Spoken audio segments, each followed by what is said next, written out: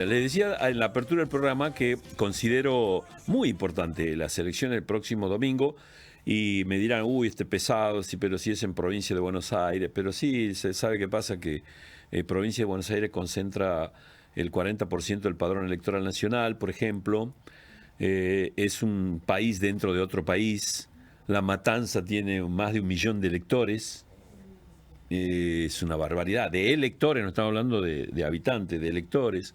Estamos hablando de una elección que va a llevar un poco más de 14 millones de electores habilitados en la provincia de Buenos Aires. La verdad que es muy importante y sobre todo el efecto que va a tener a partir del día lunes, que creo que lo vamos a empezar a ver el domingo por la noche, ya con declaraciones, porque sea como se gane y quien gane, hay un abanico de análisis enorme, enorme. Por eso es que tiene la gentileza, porque lo he invitado para que hablemos de esto, alguien que ve muy de cerca la política, que la analiza, sociólogo, politólogo, Diego Ramos, que está con nosotros, escritor. Hola Diego, ¿cómo estás? Roberto, ¿cómo estás? Un placer estar aquí nuevamente. Gracias por la invitación. No, por favor.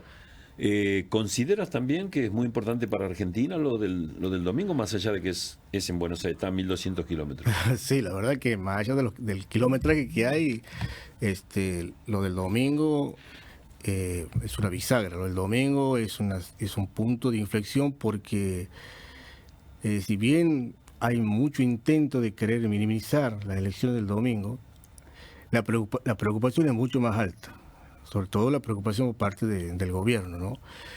Un gobierno que tiene quebraduras múltiples, podríamos decir, quebrado internamente. Hoy la desconfianza que hay entre los miembros que forman el pilar de la Libertad Avanza están quebrados. Y eso, Roberto, se traduce en la sociedad. La sociedad lee eso. Lee que si entre ellos hay desconfianza, que si entre ellos hay sospechas, eso se traslada a la sociedad. Entonces, ¿qué le queda a la sociedad? Sospecha. Tienes un bloque que se separó con la Marcela Pagano. Sí, tuvo una sangría Una sangría tremenda. de legisladores, sí. Claro. Y el bloque no se llama nada más y nada menos que coherencia. Que tampoco es una cuestión así nomás caprichosa y al pasar, sino que es un mensaje muy fuerte, desde adentro de la Libertad Avanza hacia afuera.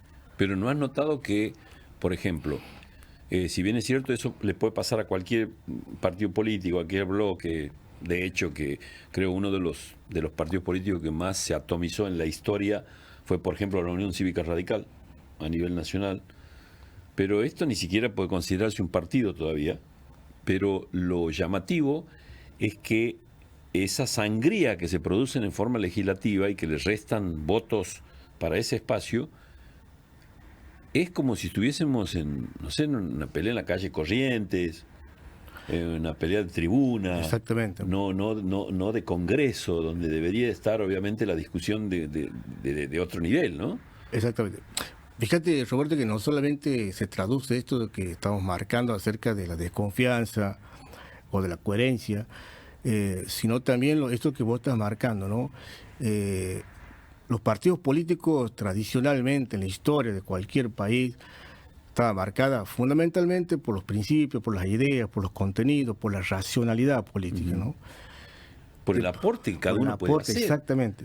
Hemos visto cosas horrorosas en el Congreso. Exactamente. De pronto aparece un personaje como Javier Milei que también representa un escenario que también es mucho más global, ¿no? Yo hasta me animo a decir que hay un posfascismo aquí muy fuerte, muy marcado, que hay que empezarlo a leer. Vos fíjate que Donald Trump, porque el fascismo, Roberto, se construye desde abajo y se legitima desde arriba. ¿Qué te quiero decir con esto? Donald Trump hablaba de la caravana de violadores para señalar e indicar a los mexicanos que iban a Estados Unidos. Bolsonaro denigraba a los afro-brasileros. Y Milei, por ejemplo, se agarró con un chiquito autista diciéndolo o tratándolo de ultra-kirchnerista, ¿no? Obviamente que todo ese relato dirigido, operacionado, direccionado para un grupo de fascistas, de políticos que tiene adentro del partido o del movimiento que genera. Entonces eso es muy peligroso y eso hace que se tenga este escenario tan cruel y tan violento, ¿no? Claro. Y tan feroz. Eso es lo que vos me marcas, que es una realidad, obviamente, y que se la puede, hasta uno puede tocar con la mano, esa realidad política. Yo tengo una discusión mental, no sé si es una cuestión social, cultural o netamente política. ¿De qué, por ejemplo? Si es social, forma parte de un desinterés de la sociedad en interesarnos quién es, qué propone, qué es lo que quiere y a dónde nos puede llevar al momento de que la democracia nos convoca a votar, ¿cierto? Eso es uno. La otra, si es política, la falta de lineamientos políticos y la falta de políticas claras que nos llegan a todos, o el hartazgo, también ha permitido que, por ejemplo, llegue un Milei. Exactamente. Por ejemplo. Exactamente. O esta vertiente a nivel internacional, que es una realidad también, que está pasando en todos lados, que es el avance de una derecha que no es tal, sino es un engendro que se da en determinados lugares, ¿no? ¿Por dónde es? Totalmente, que estás pegando en la tecla muchas cosas ahí, Roberto. Fíjate vos que la construcción que ellos hacen desde lo mitológico, ¿no? En la derecha FED, que Milei participó en Córdoba hace poco tiempo, su discurso, su oratoria se bajó bajo la construcción del milagro. Goebbels, el gran propagandista nazi, cuando hacía referencia a Hitler, hablaba del gran constructor que conduce y conoce a partir de la naturaleza divina. Naturaleza divina, construcción del milagro, claro. Exacto. Todo eso te lleva, obviamente, a construir desde un mito, ¿no? Y desde ahí se empieza a fundar. Por eso, si hay algo propio del fascismo, es la mentira. La manipulación, la extorsión, la persecución, la censura, ¿no? Pues fíjate que desde Hitler hasta Mussolini, ellos lograron construir su capital de fuerza simbólica a partir de la falsedad, desde la mentira, ¿no? Obviamente entendiendo por ahí un cierto descontento de la sociedad o la necesidad de crear ciertos imaginarios o crear ciertos deseos que ellos, a partir de ese montaje de mentira, pueden inducir en la sociedad. Y eso es lo que pasó en Argentina. Pero para eso debe haber un campo fértil. Que lo pueden haber hecho los que hoy son denominados opositores, de los que adhirieron a los opositores, y también una sociedad que no es empática, que no le importa tampoco, y reniega que va a votar, y reniega en escuchar un programa político, un debate de estas características, como estamos haciendo nosotros. No sé en cuántos medios en Santiago hoy están hablando de este tema a las 7:20 de la tarde, claro, el día viernes. Digo, ¿quién está escuchando? Sí, ¿no? Es la verdad, ¿no? Sí, sí. Obviamente que el voto que acompañó a Javier Milei detrás de este descontento y también de todo el armado que se hubo y se hizo a partir de los medios de comunicación, ¿no? Terminó de alguna manera desdibujando, deslegitimando lo que si hubo una semana peronista, fue la de Javier Milei. El acto, la manera de convocar, todo el escenario y las estructuras que se montaron hacia alrededor de eso. Encima se le agrega el condimento de la fractura del contrato social. Hay una fractura moral en ello. Pues el relato de la mentira, o sea, el relato con el cual ellos lograron llegar a donde llegaron al sillón de Rivadavia, lo hicieron a partir de ese relato de la pureza, ¿no? Que eran los mejores y que venían a cambiar toda la realidad de la Argentina y que venían a terminar con la casta. Y sí, lo dijo Milei, somos estética y mentalmente superiores a los demás. Exactamente. Ese relato del mito, Roberto, ese relato cuando se construye el mito a partir de esta construcción de divinidades y ciertas cuestiones, claro, ¿no? Pero resulta que ahora con el tema de los ensobrados, con el tema de las coimas, o sea, el único contrato que lo sostenía la Libertad Avanza hasta el día de hoy era el relato de la moralidad. Eso se rompió. No está, no existe, no trasciende. Y ahí hay una gran preocupación en el gobierno porque la gente, la sociedad ya empieza a percibir eso, ¿no? Vos fíjate que la manera de que, o cómo han construido estos últimos tiempos, esta última semana, se ha visto con mucho más visible todavía, es el tema de la ferocidad con la que actúa este gobierno, ¿no? Ferocidad que se traduce en la represión a los jubilados, que la sociedad empezó a mirar, a observar cómo se le pegaban los jubilados. La ferocidad que empezó a observar con el Hospital Garra y lo que significa los niños, las niñas con enfermedades críticas, también empezó a atravesar en la sociedad, ¿no? Y aparece esto último de las coimas, ¿no? O sea, todos esos escenarios que se dieron, empezó y empieza a impactar de una manera muy fuerte en la sociedad. Entonces ahí está hay una ruptura de ese famoso contrato moral que construyó la libertad, está roto. Ahora, pero te interpelo en algo. Sí. Si es que vamos a suponer que pierda las elecciones, porque estamos en suposición, porque no sabemos qué va a pasar el domingo, vamos a suponer que pierda el gobierno, que pierda la Libertad Avanza. De acuerdo a lo que vos me dices, ¿es por propios errores? Vos dices que son propios errores, es decir, que no es que hay una propuesta del otro lado. En principio son, que, sí. Forman parte de una pobreza política también, ¿no? No sé si hace falta una propuesta del otro lado, porque es tan fuerte el nivel de descomposición interna que hay, y ha quedado tan fuertemente al descubierto la mentira, la especulación, el relato de la falacia que vienen trayendo estos personajes, que no sé si hace falta un relato opositor que los devele o que los deje en el escenario en descubierto, ¿no? O sea, que vos dices que porque eso es una lectura social y política medio complicada, no me agrada, ¿no? Sí. Pensar de que por errores propios pierdo una elección, pero no porque la gente diga, che, pero yo he hecho la comparación, la verdad, voy a ir a votar por el otro lado me convence, porque no sé si ha recibido ese convencimiento también. Pero o sea, aquí lo que complicado. Exactamente, pero aquí de lo que se derrumba es el relato. Ajá. Lo que se desarma es la construcción del relato de la moralidad y de lo que somos los mejores y que venimos a cambiar el país, la Argentina. Eso está roto, eso se desarmó. Sí, que venían por la casta y la verdad que usaron la casta y se vistieron de casta. Exactamente. Era la única manera, era el único modo, era la manera donde ellos encontraban la vinculación con la sociedad, ¿no? Por eso está roto, Roberto. Entonces, por mérito propio, hay una autodestrucción hacia adentro, ¿no? Por eso digo que tiene una fractura de quebraduras múltiples. Ahora, ¿no? eso es lo que vos dices. La oposición, en este caso, lo lee porque me da la sensación que tampoco está aprovechando en el buen sentido de decir, bueno, si tengo un público descontento, es como si fuese una propuesta, como lo puede hacer cualquiera, que tiene un buen producto, dice, bueno, ya que no le gusta este producto al otro, voy a ofrecer este. Sí. O sea, sí, no, yo creo que se lee del otro lado también, por supuesto, pero está notorio... Porque no dejemos de analizar la otra parte también, ¿no? Digo, está notorio las metidas de pata que ha llevado adelante este gobierno nacional, que hasta incluso le quitó el relato de la oposición con el cual podía tensionar. Ahí está, claro, ¿no? está bien. ¿Ve? O sea, no tengo nada que decir, no tengo con qué tensionar, no puedo encontrar la lógica de la tensión, de la discusión, del debate, porque lo blanquearon todo. Está tan blanqueado, está tan transparente, que los hechos, la situación y los escenarios hablan por sí solos. Hasta podría tener la posibilidad de que si yo como opositor, supongamos, quisiera remarcar algo, termina haciendo un daño a la oposición misma por no ser tan claro como la realidad te lo marca. Claro, ¿no? Está bien. Es tan clara la realidad que no sé si es posible conceptualizar o poner algún discurso, alguna palabra desde la oposición política, ¿no?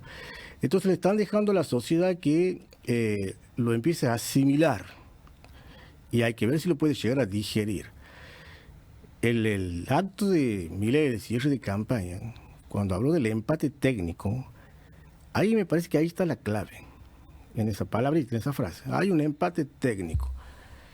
Porque detrás de todo esto que venimos remarcando, en eso del empate técnico, el gobierno analiza que ese grupo duro que tenía... Está perdido, está ablandándose, ¿no? Bueno, hoy Milei dijo que cualquier resultado le vendría bien, es decir, están preparando el terreno porque sabe que pierden. Claro, sí, es la lectura rápidamente así que se puede hacer, uniendo lo que vos dices más las últimas declaraciones del presidente. Después también en esto que veníamos hablando, duró muy poco este romance de la sociedad con Javier Milei.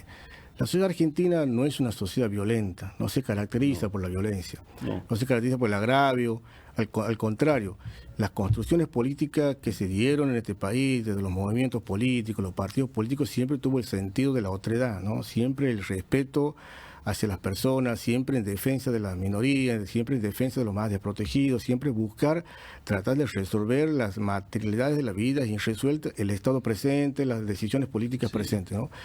De pronto aparece este personaje con una propuesta totalmente desubicada, alejada de lo que es la sociedad argentina, ¿no? Hubo una fantasía en un gran sector de la sociedad de creer que ese relato falaz, mentiroso, engañoso, manipulador, lo iba a llevar a una sociedad, no sé, de primer mundo, ¿no? Y hoy ese relato evidentemente no existe, está cortado, está destruido, está quebrado. Por eso es importante, y ahí sí la tarea de muchos, ¿no? Tanto de la oposición, de los que construyen la política, de los que construyen el relato, de volver a tener una tarea, porque vos también lo marcabas recién, ¿no? Hace falta una tarea pedagógica, política en el campo de la sociedad, ¿no?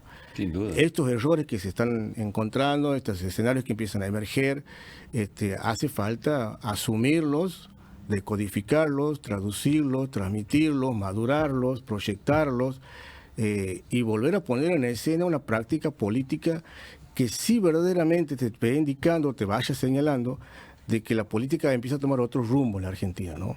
Porque el voto de la sociedad Javier Milei, ojo, también marcó algo hacia lo que en un momento pensaban que el campo popular tenía, o los sectores políticos del campo popular tenían esto eternamente aceitado, ¿no?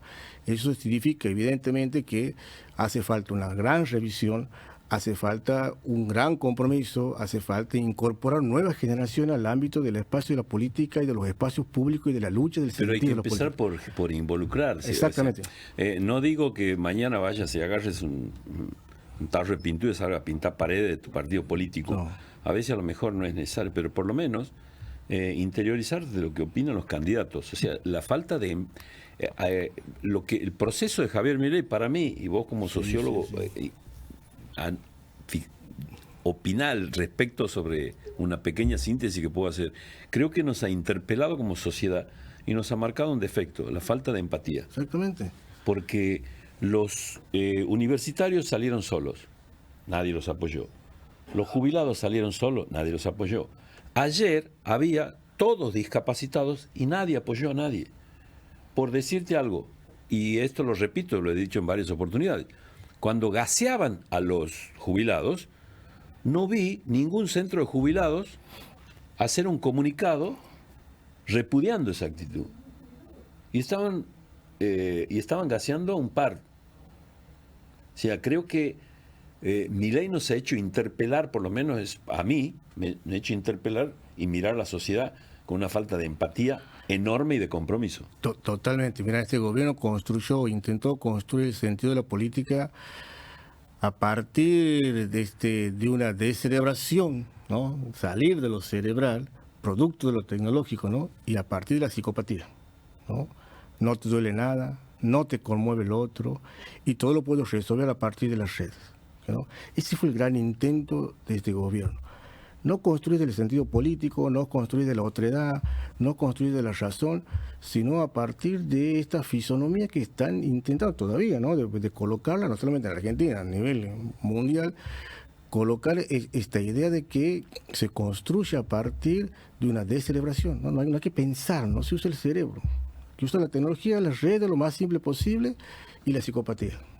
¿Y el lunes qué Argentina crees que va a ser? Es una metáfora, porque el lunes va a ser lunes y las sociedades no cambian en un fin de semana. Pero, y yo creo que hay que ser muy cuidadosos, Roberto. Si el gobierno nacional no le da los números como se está pensando que no le va a dar, aquí no se trata de revanchismo, de decir, teníamos razón, nosotros decíamos, lo veníamos indicando. No se trata de eso, ¿no? Porque aún desde la victoria. Aún desde la victoria, porque si la gente hoy está en una situación de desesperanza, porque lo que aquí se ha erosionado es la esperanza dentro de la sociedad, vos no puedes venir a señalar un triunfo a partir de un contenido de un relato revanchista. Vos tienes que recuperar un discurso, una orientación, una dirección que pueda volver a encauzar la esperanza en la sociedad, Claro. en la política, por Claro. favor, ¿no? En la política. Sí, lo pongo más llano. Sí. En el piso desangrado dice, pero no te das problema, hemos ganado. No es No, así. eso es así. no es suficiente, porque la inoculación de la ferocidad está puesta en la sociedad, ¿no? Ajá. Hay mucha gente que votó a este gobierno nacional, hay muchos que siguen creyendo que esta es la lógica y la manera de actuar. Mira, Aristóteles decía que el hombre es un animal político, ¿no? Y uno se puede preguntar, che, ¿por qué últimamente en la Casa Rosada entraron caminando al sillón de Rivadavia personajes que terminaron siendo cuadrúpedos, por lo menos en la estigmatización? Una yegua por la expresidenta, un gato por la expresidenta y ahora un león, ¿no? Cuando Aristóteles hacía la referencia de que el hombre es un animal político, porque obviamente comparaba la naturaleza animal con el animal cuadrúpedo, Claro. pero no decía animal racional para despejarse o para marcar la diferencia con el cuadrúpedo. Decía animal político, es decir, que a la política la pone en una situación, en un lugar que significa racionalidad, pensamiento, estrategia, compromiso. Ahora, Bueno, pero el animal político está vinculado como el que nunca pierde la esencia de lo... Exacto. Eso está más relacionado. Es un animal político porque nunca pierde. Porque el animal nunca pierde su, la pasión, su condición, ¿no digamos. entiende? Claro. Hay también mucha intuición, es verdad Claro, eso. También te digo, hay crueldad, ¿no? Hay crueldad, pero aquí, ojo, aquí hay una redirección en estos últimos tiempos, los gobiernos de la derecha a nivel mundial trataron de establecer una redirección a la inversa, ¿no? Es decir, el hombre no un animal político por lo racional, sino de volver a encauzarnos a lo cuadrúpedo, Sí. ¿no? Por eso la ferocidad, ¿no? Por eso la psicopatía, por eso la falta de empatía, por eso no te duele quitarle los medicamentos, los chicos de Gargan, no te molesta garrotear los jubilados, no te mueve nada, porque cuando está la ferocidad es la acción puramente animal.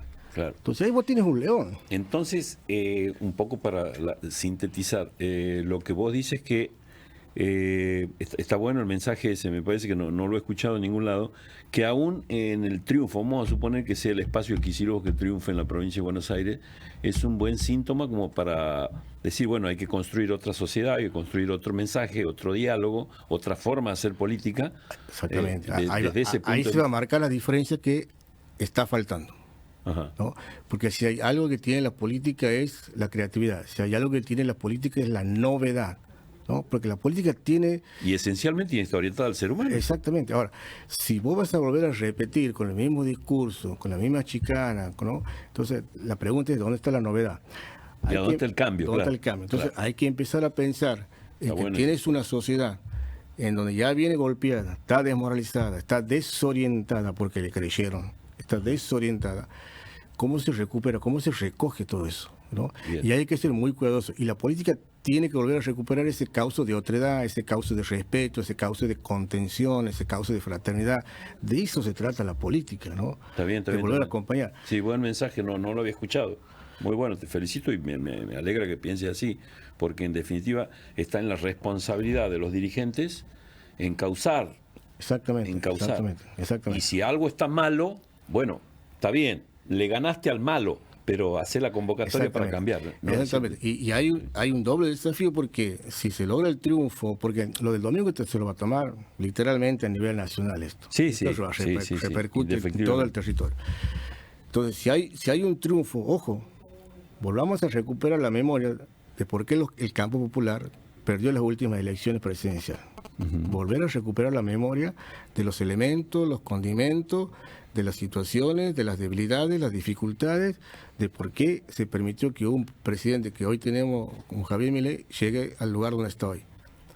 La memoria de volver a rastrear las causas es para que no se vuelva a cometer el error de volver a utilizar un discurso revanchista sin recuperar, porque si el lunes el escenario cambia, si los resultados son desfavorables para el gobierno nacional, la oposición está en la gran oportunidad de volver a reconciliar a la sociedad con la política, de volver a reencantar a la sociedad con la política. Bueno, ayer hubo una muestra en ese sentido, cómo votó el Congreso.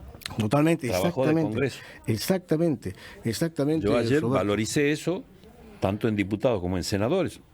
eso precisamente. Exactamente, tal cual. De eso es lo que estamos hablando, exactamente, tal cual. Lo de ayer fue una señal muy clara. Pero esa señal, producto de este proceso electoral, ¿o realmente crees que los verdaderos intérpretes han entendido eso? Yo creo que, a ver, también, por un lado, es todo el tránsito y la trayectoria y los caminitos que la dirigencia política, los que ocupan cargos en el gobierno, tienen que hacerlo, ¿no? Se están dando cuenta.